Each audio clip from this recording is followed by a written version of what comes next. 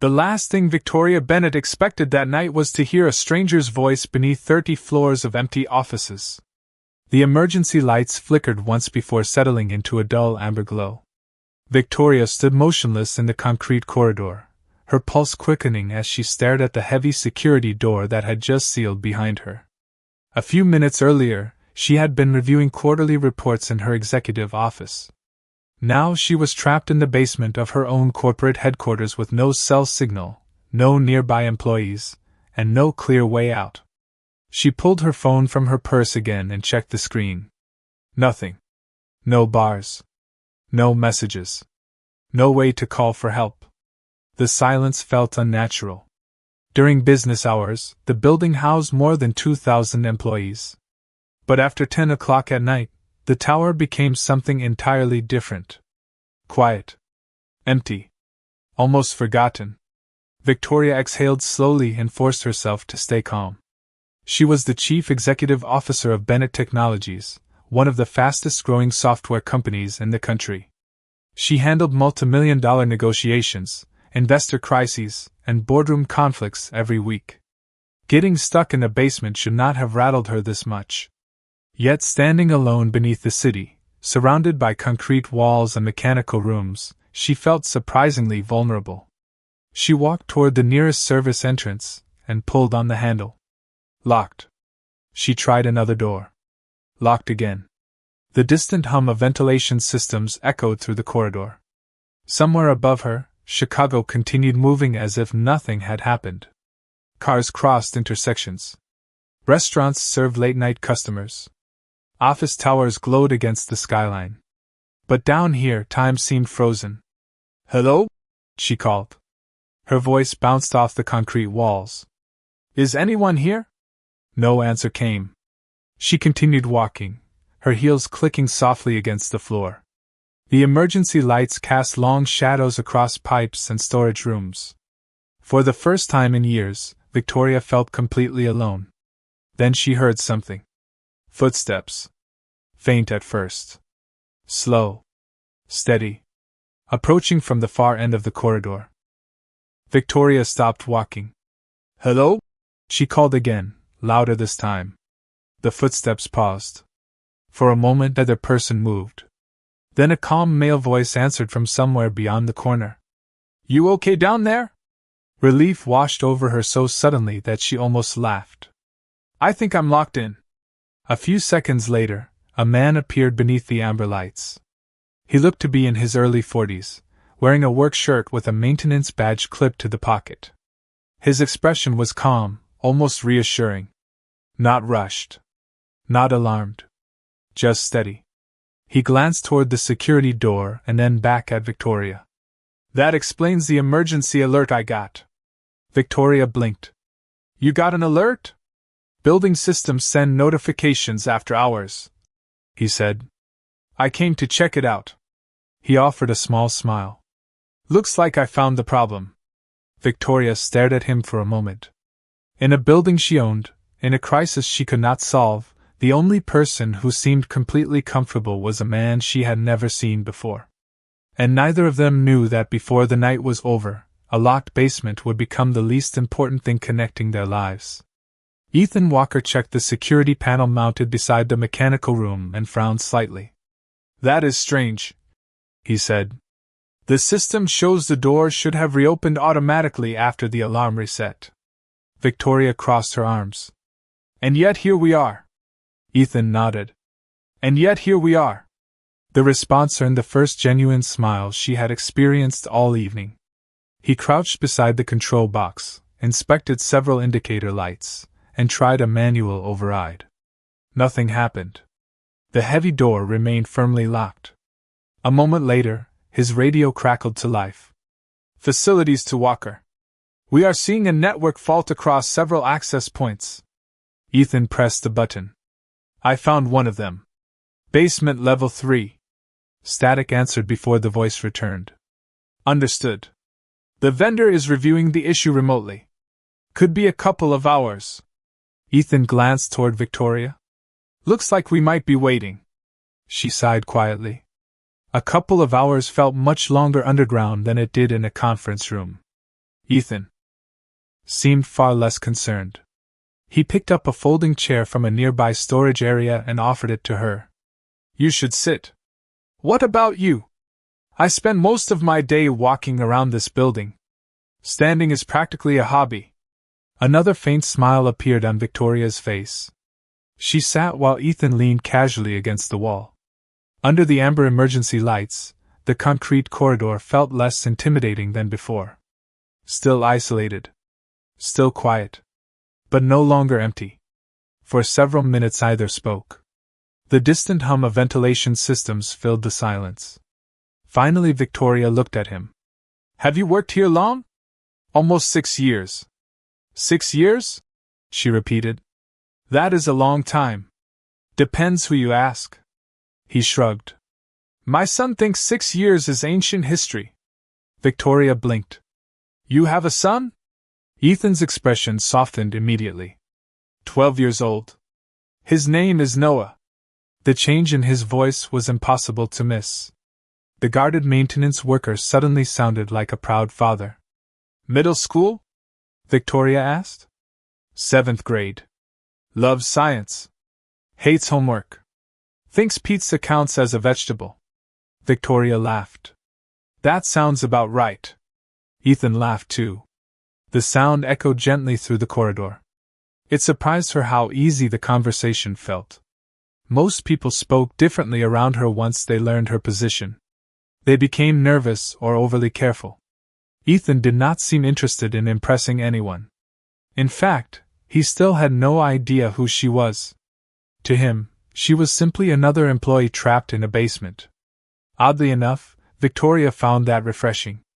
Upstairs, entire floors of the company carried her name on presentation slides and annual reports. Down here, she was just a woman sitting on a folding chair waiting for a locked door to open. What about you? Ethan asked. Family? The question caught her off guard. Most conversations in her life revolved around earnings, acquisitions, and expansion plans. Family was rarely the first topic. Victoria looked away briefly. No husband. No children. Ethan nodded without judgment. Must be hard sometimes. She stared at him. The answer was so simple. So honest. Not pity. Not curiosity. Just understanding.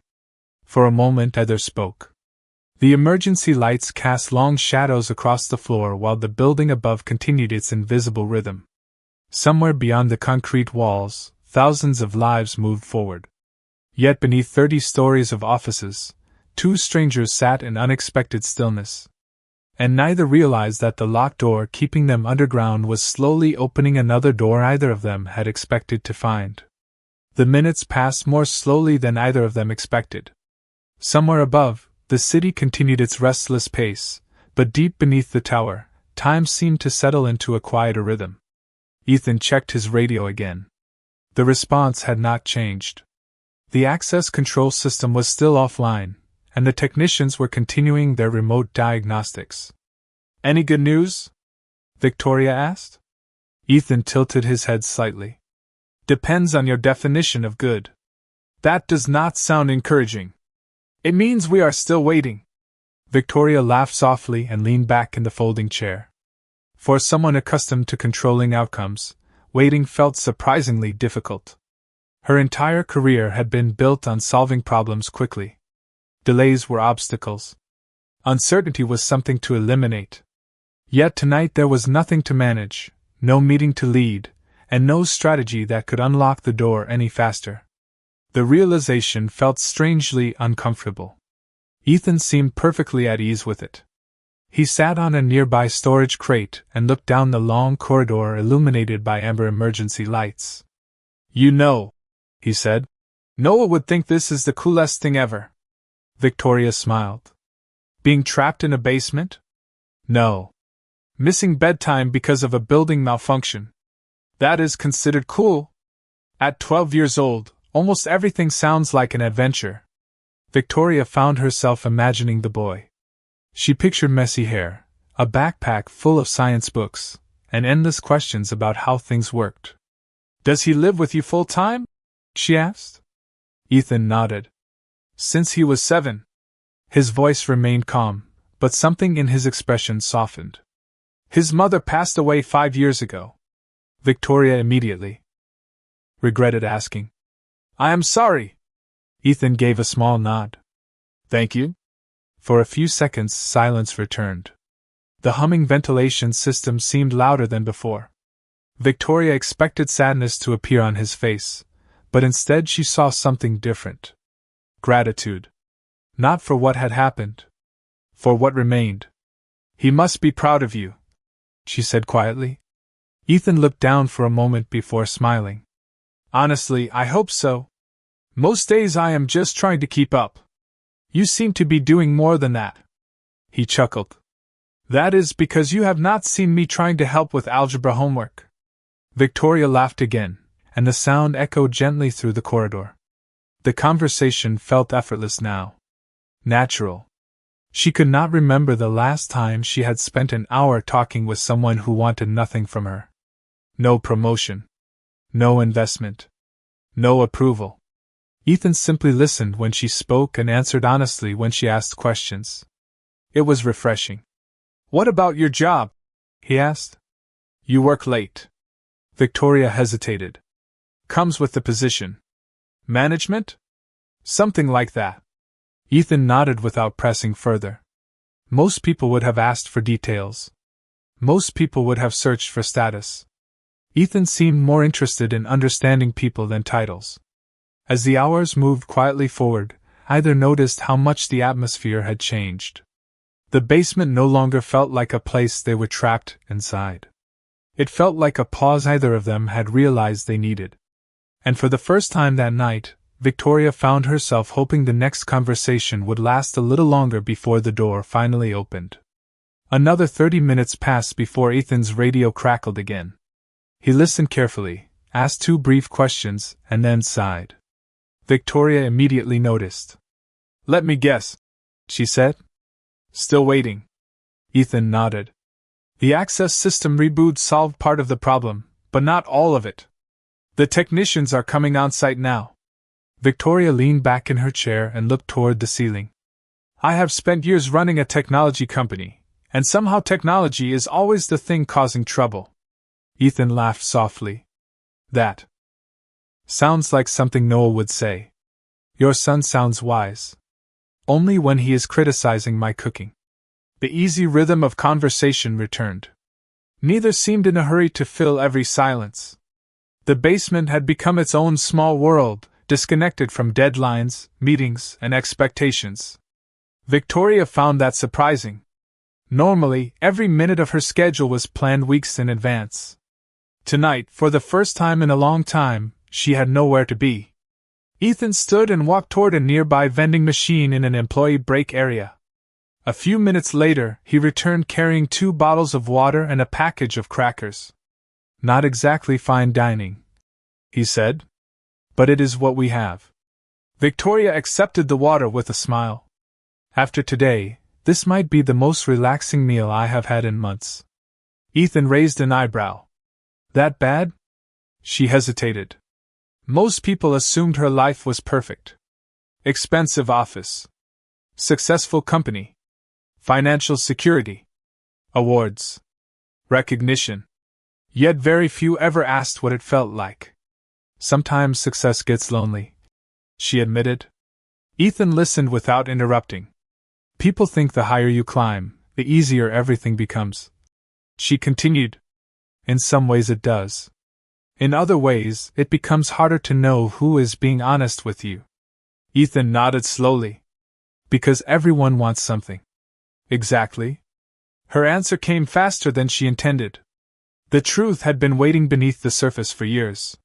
Sometimes I walk into a room and wonder whether anyone actually sees me or just sees the position. Ethan looked down at the water bottle in his hands. That sounds exhausting. Victoria laughed quietly. It is. For a moment neither spoke. The amber lights reflected against the concrete floor. Somewhere nearby, a ventilation fan started and stopped again. The sounds were small, ordinary, almost comforting. Ethan finally looked at her. For what it is worth, You seem like someone carrying a lot more than a job title. Victoria felt unexpectedly moved by the comment. It was simple, genuine, free of flattery. Most compliments she received came attached to an agenda.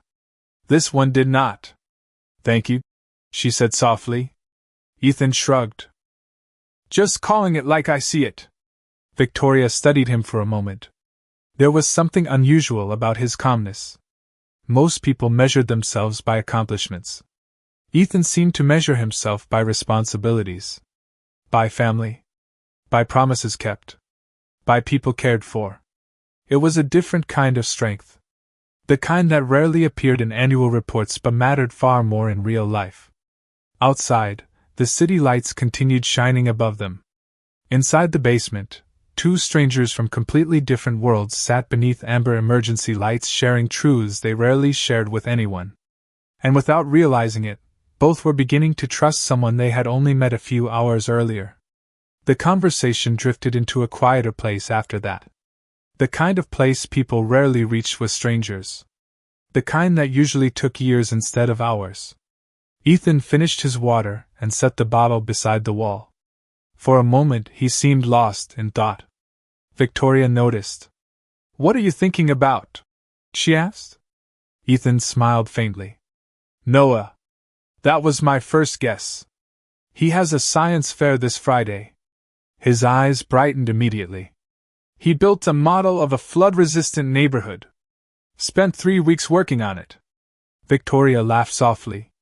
That sounds ambitious for a 12-year-old. Trust me, he thinks it is revolutionary. And what do you think? Ethan folded his arms. I think he worked harder on that project than most adults work on their careers.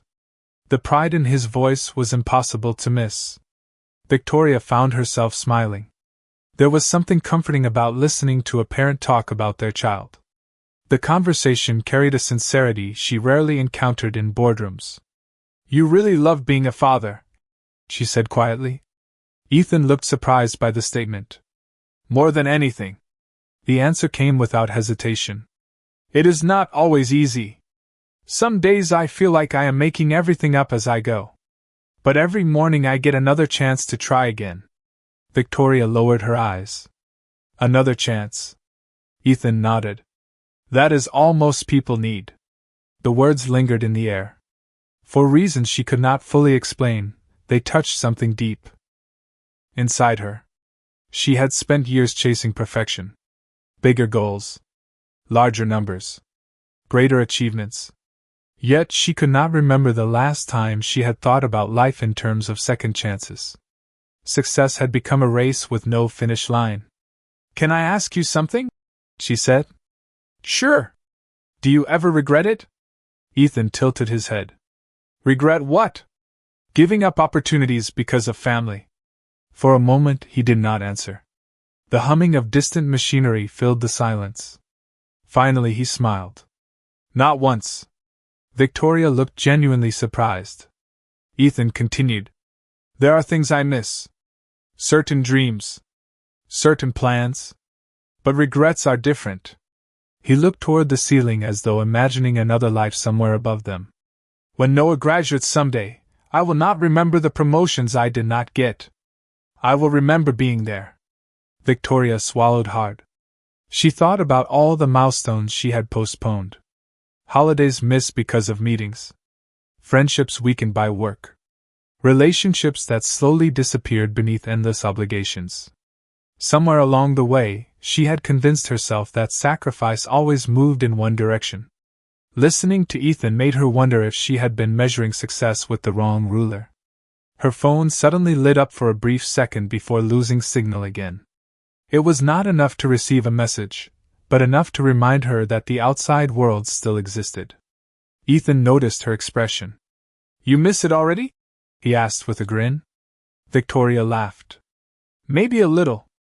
That is honest. I am trying honesty tonight. Ethan nodded approvingly. Good policy. The emergency lights continued glowing softly above them. Hours earlier they had been strangers from different worlds. Now, sitting beneath concrete ceilings and mechanical pipes, they were sharing truths either expected to reveal. And for the first time in a very long time, Victoria felt something she had almost forgotten was possible. She felt understood. Victoria sat quietly for a moment after that. The words lingered longer than she expected. Being understood had become such a rare experience that she almost did not recognize it when it happened. Ethan was not trying to impress her. He was not offering advice. He was simply listening, and somehow that made every conversation feel more honest. The radio on his belt crackled again. This time the voice sounded more optimistic. "Walker, the on-site team has arrived. We should have the access system restored within the next hour." Ethan thanked them and clipped the radio back into place. "Looks like there is finally some progress." Victoria smiled, though she was surprised by her own reaction. A part of her was relieved. Another part felt unexpectedly disappointed. The realization caught her off guard. Just a few hours earlier, escaping the basement had been the only thing she wanted. Now she found herself wishing time would slow down. Ethan seemed to notice her expression. "You do not look as excited as I expected." Victoria laughed softly. "Maybe I got used to our strange little corner of the world down here. The luxury basement experience?" "Exactly. 5 stars for ambience. 2 stars for customer service." She laughed again, and the sound echoed warmly through the corridor. It felt good. Simple. Uncomplicated. Ethan leaned back against the wall and looked toward the ceiling. "You know, Noah always says life has a weird sense of humor." "How so?" "Whenever something goes wrong, something else usually goes right." Victoria considered that. "That sounds surprisingly wise for a 12-year-old. He would be thrilled to hear you say that." For a few moments they talked about Noah's science fair project. Ethan described the flood-resistant neighborhood model with such enthusiasm that Victoria could almost picture it sitting on a classroom table. Every detail mattered to him. Every small accomplishment. Every lesson. Listening to him, she realized something important.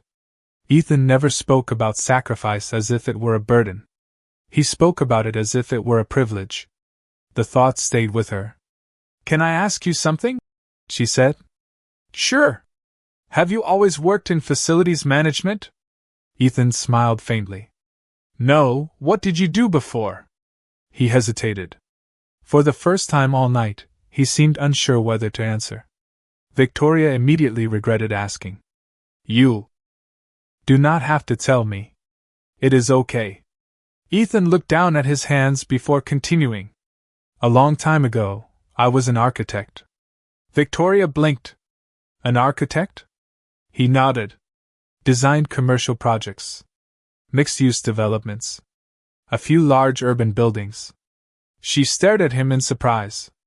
There was nothing about the calm maintenance worker sitting beside her that suggested a career like that. Ethan laughed softly at her expression. "That reaction is pretty common." "Why would you leave?" she asked. Ethan's smile faded into something gentler. "Because life changed." He did not elaborate immediately. He did not need to. Victoria understood. Some decisions were too personal for quick explanations. The emergency lights continued glowing overhead. The city moved above them. The locked door remained closed. Yet as Ethan quietly revealed another piece of his past, Victoria realized she was only beginning to understand the man who had found her in the darkness. And what she was discovering made her respect him more with every passing minute. Ethan looked down the corridor for a moment before continuing. "After Emily died, everything changed." His voice remained steady, but the weight behind the words was impossible to miss. Victoria listened without interrupting. She had learned enough about him during the night to recognize when something mattered. "Noah was 7, Ethan said. Old enough to understand what happened. Too young to know how to carry it." The emergency lights cast a warm glow across the concrete walls as silence settled briefly between them. "I tried doing both," Ethan continued. "Keeping the career. Being the father he needed. Convincing myself I could somehow balance everything." He smiled faintly. "Turns out there are only 24 hours in a day." Victoria nodded slowly. "So you chose Noah?" Every time. There was no hesitation. No regret. Only certainty. Victoria found herself admiring that certainty more than she could explain. In her world, every decision came with spreadsheets, projections, and risk assessments. Ethan had made the most important decision of his life with something much simpler. Love. You must have been very successful, she said. Ethan shrugged. Successful enough. That is not an answer. He laughed softly. Maybe I designed a few buildings people still use. A few? A few. The modesty made Victoria smile. The more she learned about him, the more she realized how much he left unsaid. Most people advertised every accomplishment they had ever achieved. Ethan seemed determined to hide his. You know, she said, most people would talk about that every chance they got. Most people probably worked harder than I did. I doubt that. Ethan looked away, uncomfortable with the attention. That reaction told her more than any resume could have. His identity was no longer tied to achievements. It was tied to values. To family. To showing up every day for the people who depended on him. Victoria thought about the executives she worked with. Brilliant people. Ambitious people. Yet many of them measured success by titles and compensation packages. Sitting beside Ethan made those measurements feel strangely incomplete. Can I tell you something? She asked. Of course. She hesitated before speaking. Sometimes I wonder whether I built a company because I wanted to succeed or because I was afraid to stop. Ethan considered that carefully. That sounds lonely. Victoria laughed softly. You say that a lot. Because it keeps sounding true. She could not argue with that. For years she had been surrounded by people and still felt alone. Tonight she was trapped in a basement with a maintenance worker and somehow felt less isolated than she had in months. The irony was almost funny. Ethan's radio suddenly crackled once more. This time the voice sounded much clearer. Walker, we have restored most systems. We are running final diagnostics now. Ethan thanked them and clipped the radio back to his belt. Looks like we are getting closer. Victoria felt an unexpected tightening in her chest. Closer to freedom. Closer to normal life. Closer to the moment this strange night would end. Yet she was beginning to realize something important. The basement had not only trapped them. It had stripped away distractions. No titles. No expectations. No carefully managed images. Just two people sharing truths. Beneath a building full of empty offices. And as Victoria looked at Ethan, she found herself wondering whether the most important thing she discovered that night had nothing to do with a locked door at all. The sound came suddenly. A heavy metallic click echoed through the corridor, followed by the soft hum of electrical systems returning to full operation. Ethan and Victoria looked toward the security door at the same time. For a moment neither spoke. Then Ethan's radio came alive once again. Walker, access restored. You should be able to exit now. Ethan smiled and stood. Looks like our luxury basement experience is officially ending. Victoria laughed, though the feeling inside her was more complicated than she expected. Ethan walked to the control panel and pressed the release button. This time the indicator light turned green. A second later, the doors slowly swung open. Bright hallway lights spilled into the corridor, replacing the warm amber glow that had surrounded them for most of the night. The sight should have felt like victory. Instead, both stood still for a moment. The outside world was waiting.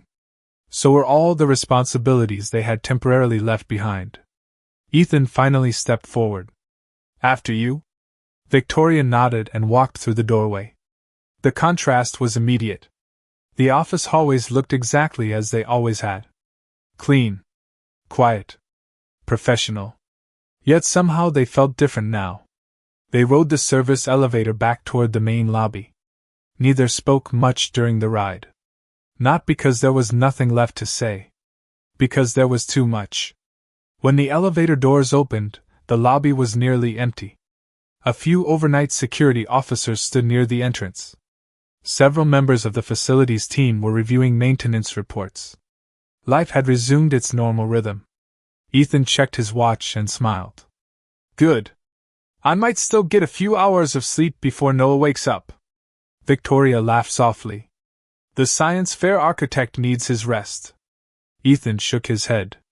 Trust me. The real architect is 12 years old. They walked together toward the glass entrance doors.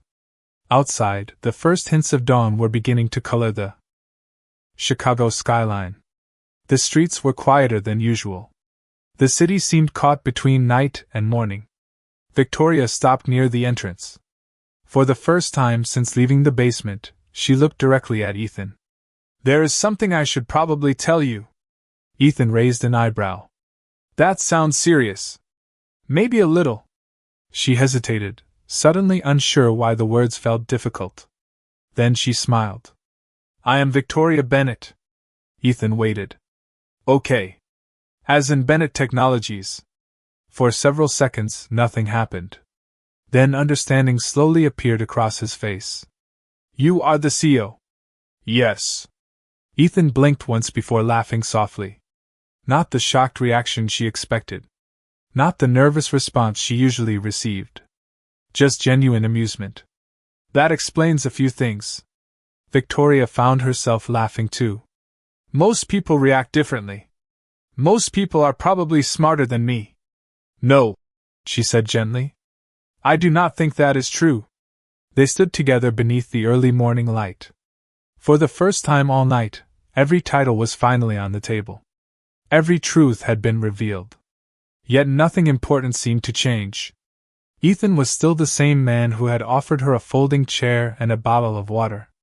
Victoria was still the same woman who had shared her loneliness beneath emergency lights.